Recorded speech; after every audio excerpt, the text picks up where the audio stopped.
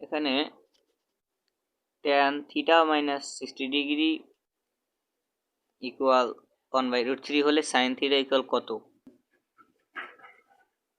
এগুলা খুবই সহজ অঙ্ক। এগুলো আমরা ক্যালকুলেটর করতে পারি, আবার খাতাতেও করতে পারি, আবার মৌখিকভাবেও করতে পারি। তো আমি আপনাদের আগে খাতাতেই করে দেখাই।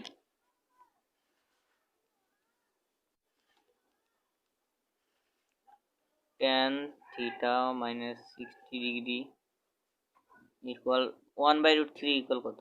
tan 30 ডিগ্রি মান 1/√3।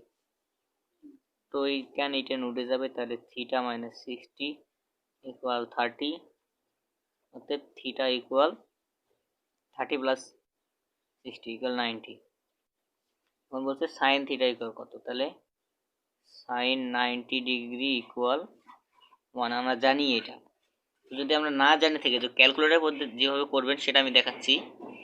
ক্যালকুলেটর ফর্ম হচ্ছে, ক্যালকুলেটর অন করলেন, অন করা ক্যালকুলেটর নিয়ে আপনার আগে এই অঙ্কটা তুলবেন।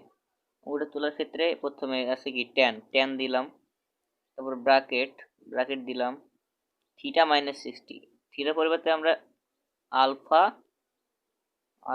নিব, নেওয়ার পর এখানে ব্র্যাকেট ইউজ করবো, মানে এক্স উঠবে, তাই তো তুলতে পারেন আপনারা, x minus 60 bracket close.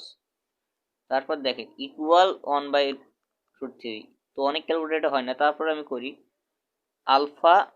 Alpha calculation. এখানে কিন্তু ইকুয়াল আছে, আলফা ক্যালকুলেশন, দেখেন ইকুয়াল উঠছে।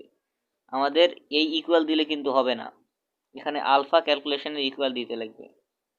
ইকুয়াল আর বলছে 1/√3, তো ব্র্যাকেট নিব আমরা, নয়তো ভুল হবে।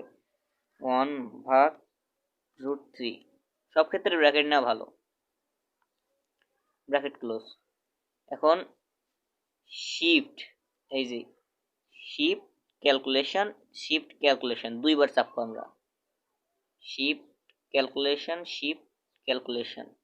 দেখেন এক্স ইকুয়াল 90 ডিগ্রি আসছে, তার মানে আমাদের এখানে আমরা এক্স যেহেতু ধরছি, থিটা ইকুয়াল 90 ডিগ্রি। এখন বলছে সাইন থিটা ইকুয়াল কত? তো সাইন অ্যান্সার ইকুয়াল 1, তাহলে আমাদের অ্যান্সার হবে 1। এই ভিডিওটা শেষ। এভাবে আরো যদি অন্য কোনো ভিডিও পেতে চান তাহলে কমেন্ট করে জানিয়ে দেবেন, আমি আরো নতুন ভিডিও তৈরি করে দিব। আর আমাদের এই চ্যানেলে প্রত্যেক দিনেই একটি করে ভিডিও আপলোড করা হয়। ধন্যবাদ।